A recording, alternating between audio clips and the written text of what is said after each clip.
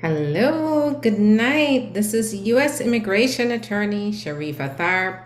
I am here live to take your U.S. immigration related questions. Go ahead and put your questions in the comments so that I may answer your questions. So, I have a great topic to talk to you about tonight, and it is preparing for your green card interview. So, let us talk about how you're going to approach your interview when you have received your interview notice. What is it that you should be taking with you to your interview? How, when you get there, even let's even talk about what you should wear. And when you get there, what to expect when you go. And then also, what kinds of questions will you be getting in your interview? Now, the types of questions that you're going to be getting is going to depend on what type of green card interview it is. Is this a marriage-based green card interview? Is this any other type of family-based interview? Is this an employment-based interview? So when it comes on to, for example, a parent-child interview, even if you even have an interview, because in some cases they will waive the interview if it's clear that there is a parent-child relationship. But if you have to go in, then you want to make sure that you take all the evidence to show that there is a parent-child relationship. If there is a question in that regard, or you want to be prepared for those types of questions if you get called in for an interview.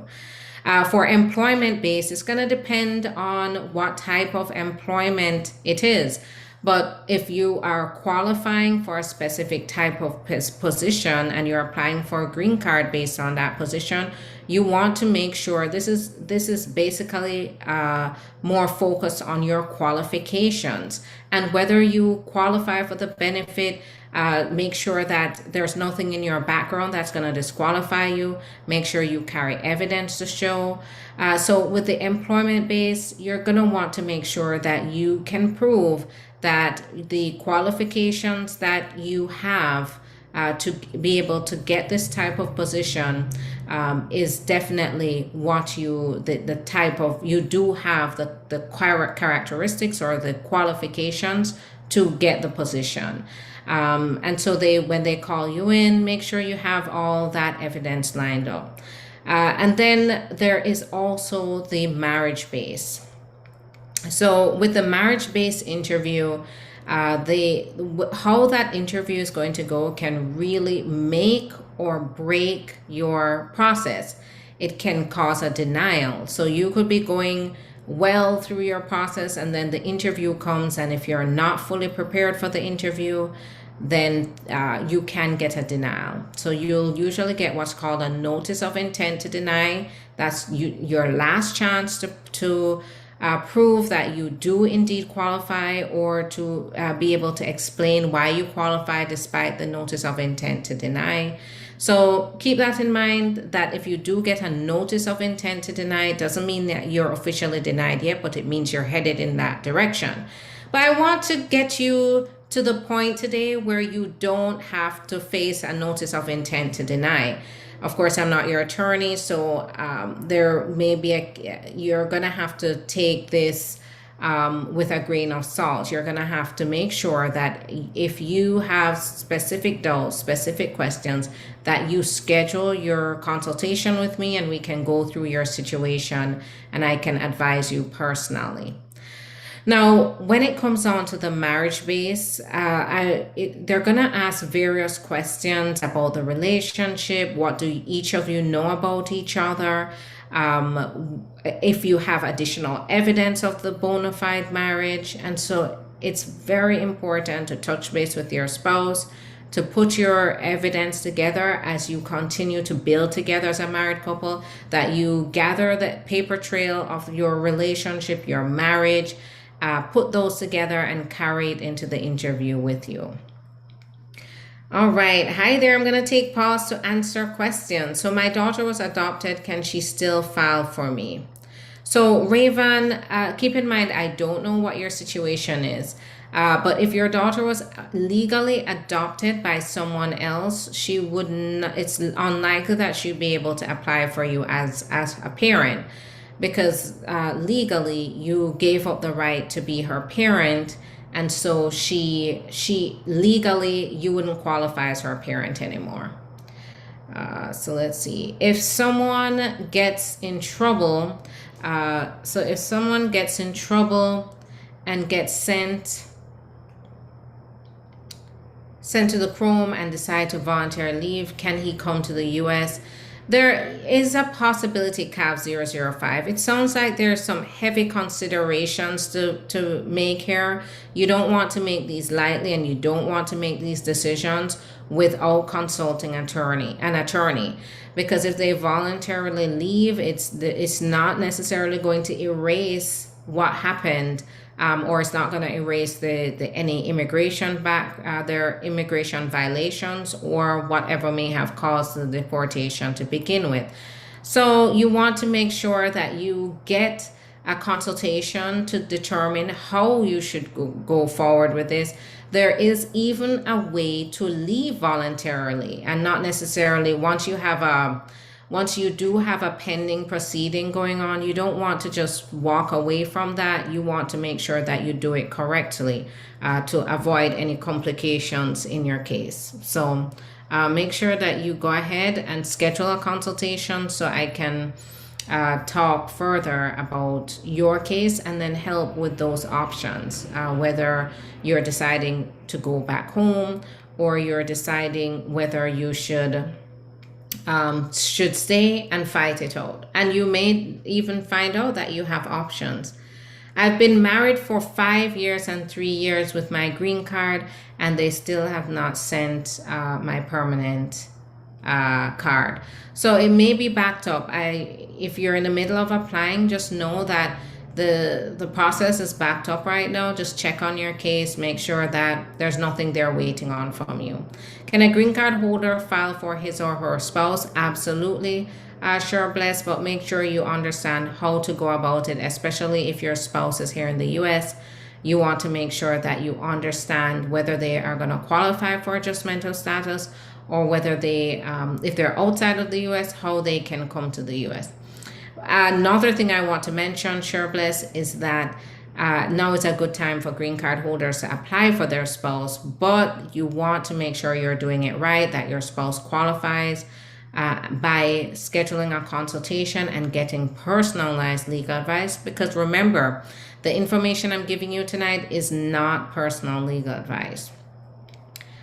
So how does it take to get interview date after doing the medical? So I wouldn't know that. It's going to differ based on the service center, and it's going to even be different based on your case. So I wouldn't be able to tell you from the date that you've done your medical when you're going to get the interview. Shaheb, you are welcome. Sure bless, you're welcome. So keep putting those questions in the comments as I'm talking to you about preparing for your green card interview. I want to spend some time on preparing for the marriage-based green card interview. Now, with all interviews, you are going to get an interview notice, and that notice is going to tell you how you need to prepare. So it's going to tell you what documents you should take. Follow those instructions very carefully. Don't disregard any of the documents that they say you should carry. Do not take it lightly. Make sure that you line up all those documents. For most documents, for example, civil documents, you're going to want to make sure you carry your original as well as a copy. So for example, if you're carrying your marriage certificate, your birth certificate, your children's birth certificates, make sure you have the original or the certified copy along with a copy of it, because sometimes the officers like to feel the original, and then they'll take the copy, but they like to feel the original. They usually give it back to you, or you can ask them to give it back to you, but take it with you, because sometimes that can mean the difference between getting that approval on that day or getting a delay where you have to wait because now you have to send in the original and wait for them to make a decision on your case after the fact. So make sure that you look through everything that's needed. Sometimes embassies are going to defer based on their policies and what kinds of documents they request, so pay attention to that. And then also make sure you prepare for your medical. If a medical is applicable, make sure you do the medical. Schedule the appointment. As soon as you get the appointment, get in touch with the designated physicians, because remember, you can't go to your personal physician. This is usually the Department of State or the USCIS has certain doctors that they assign to do the medical. So you have to look at the list. There is a doctor. If you go to my website, you will see on the side, you'll see find a doctor. That's exactly what that link is about, is to find a doctor who can do the medical in your area. So schedule that in advance. I'm finding that a big problem is that you wait all this time to get the interview, and then guess what? The doctors are backed up. So that's a huge problem right now. And sometimes it may not even be within your control. But as long as it is within your control, make sure that you're ahead. Make sure that's one of the first things you do, is schedule the medical before, as soon as you get the chance. Get that medical out of the way so that you don't risk the doctor being booked out, and so you wouldn't be able to provide the medical, because they will delay your case until you get that medical done. Once you get to the interview, so let's talk about the USCIS. If you're here in the US and you're applying for adjustment of status, once you get there, make sure you have your interview notice, your ID, all your documents that you're supposed to have with you. When you go through right now, because of COVID, they're not letting anyone in more than 15 minutes before the interview. I usually meet my clients a full 30 minutes before, just so that if there are any last minute issues that we need to talk about, we can do that right then and there before going in. Then once we check in, so there's a check-in desk. They make sure that you do indeed have an interview. They'll give you a number and then show you where to sit. It's usually in a waiting room. The officer comes and calls you into their office, and they're gonna call you into their own personal office, usually, where you're gonna sit across the desk from them. As usually it's my clients and I that sit side by side, and then the officers on the other side. You will be sworn in, so you'll be asked to raise your hand and you to swear to tell the truth. So it's under penalty of perjury. So everything, if you state anything untruthful, remember it is taken very seriously. So go in there with every intention to be completely honest with the officer, because that's what that is all about, is that you can be penalized criminally and under immigration law for misleading the officer or misrepresenting facts or omitting facts. So be very careful about that. The officer usually goes through your application. A lot of people don't go through the application. Sometimes someone else files it for them, and then they just don't think about the application. They just go in. So it is sometimes when the officer is reciting information back to the applicant, they sometimes don't remember what's in the application. That can lead to inconsistencies. That can lead to more questions from the officer. So very important that you make sure you know what's in your own application.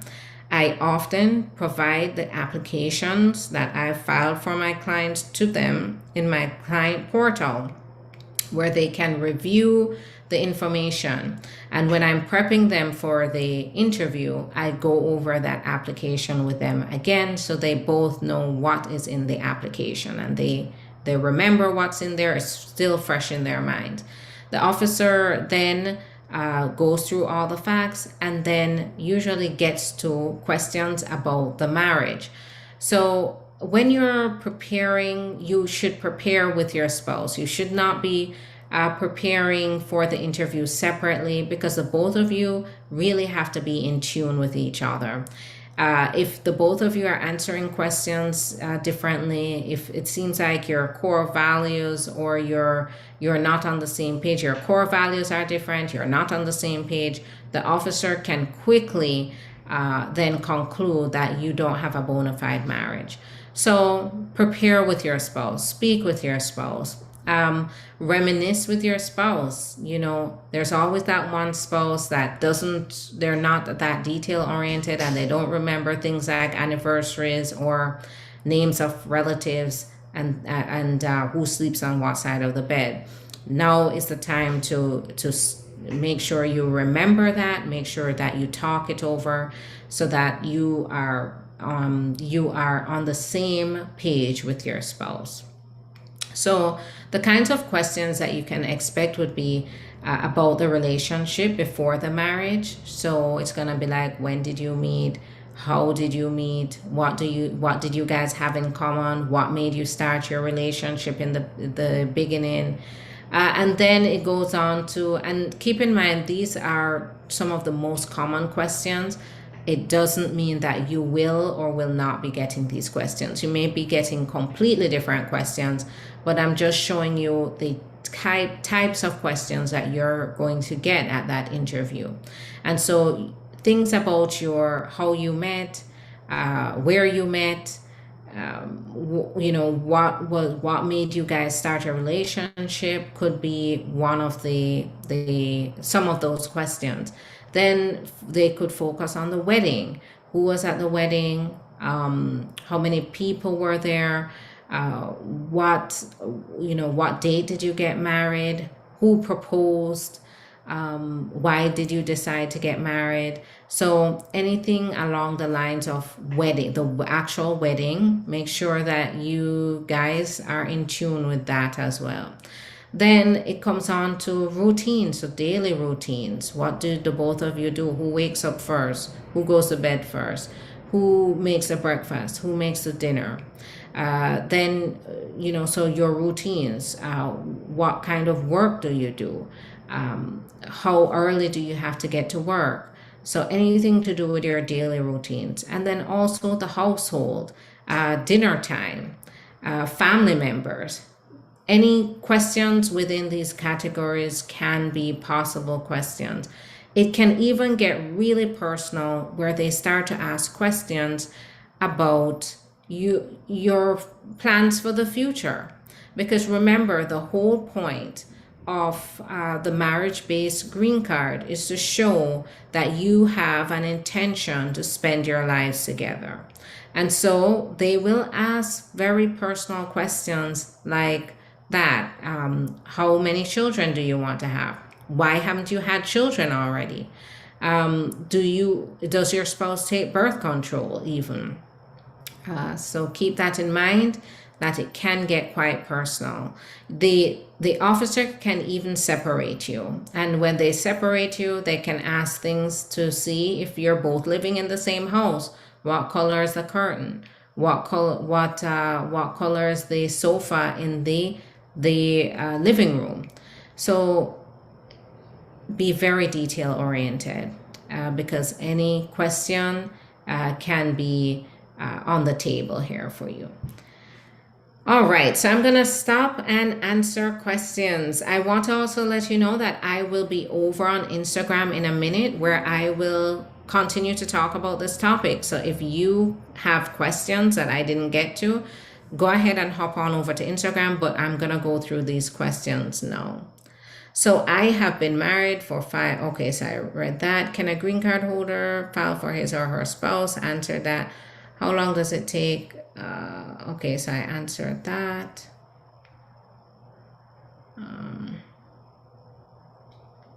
What's the average waiting period for approval when married to a green card holder? Right now, you're looking at about 18 to 24 months on average, but right now I'm seeing processing times as long as 36 months due to COVID.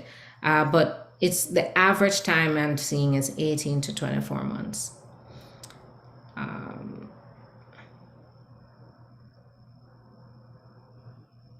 So JWB, I'm not sure. I don't see the rest of your question. I applied for my work permit inside Canada for more than a month, no response. So Mars, I'm not a Canadian immigration attorney. So can some study on H-2B visa? So usually the H-2B is not for purposes of studying. You're coming here to work, and usually it's coming here to work based on specific the needs of the employer. So going to school on a full-time basis would not be an option here, and you would have to have a student visa. You'd have to have the correct classification to be able to study, because if you're going to university, that means that it's going to definitely affect your ability to work. So that is probably not going to be a possibility. What steps to take in event that the spouse doesn't make enough money for maintenance of his wife? So you'll have to find a joint sponsor. Can you say if it's better to marry my boyfriend who is in the U.S., who is a U.S. citizen, or my country? So Jesse, I know this is a common question, and it's really going to come down to what your considerations are. So go ahead and schedule a consultation, and we can talk about that.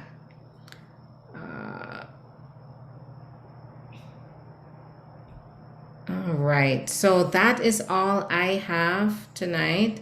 I'm going to go ahead and go over to Instagram, where I will continue to take your questions, and I'm also going to come with the same topic on Instagram. So if you want to continue the conversation, go ahead and join me. I'm the Immigration Attorney on Instagram. So I'll see you soon. I'll see you in a minute, where I will answer your questions. Now, remember, the information that I gave you here is not personal legal advice. It's general information. So what you can do is hop on over to the link in my profile. It's going to take you to the website where you can schedule your own appointment, or you can go to the website, and on the website, you will be able to do the online chat. You'll be able to also fill out a contact form. There is a scheduling coordinator who is available up until 10:30 p.m. Eastern time. So go ahead and